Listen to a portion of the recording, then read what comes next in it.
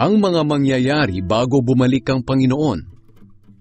Tungkol naman sa pagbabalik ng ating Panginoong Hesukristo at sa pagtitipon natin sa Kanya. Hinihiling namin mga kapatid na huwag kayong mag-alala o mabahala dahil sa mga taong nagsasabing bumalik na ang Panginoon.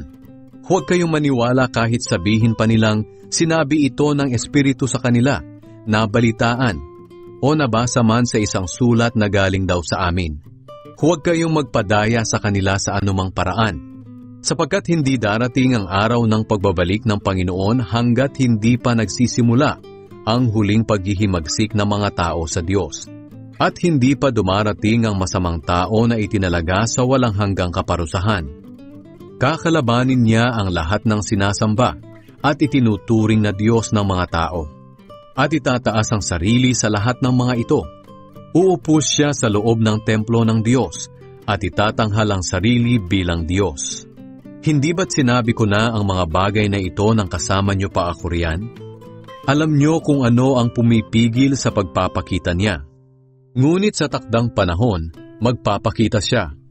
Kahit ngayon palihim nang kumikilos ang kasamaan ng taong ito, at mananatiling palihim hanggat hindi pa inaalis ang pumipigil sa pagpapakita niya.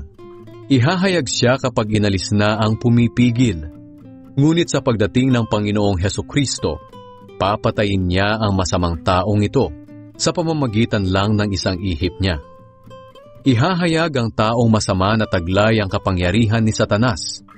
Gagawa siya ng lahat ng uri ng nakalilinlang na himala, kababalaghan, at kamanghamanghang bagay.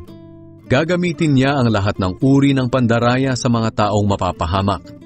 Mapapahamak sila dahil ayaw nilang pahalagahan ang katotohanang makakapagligtas sana sa kanila.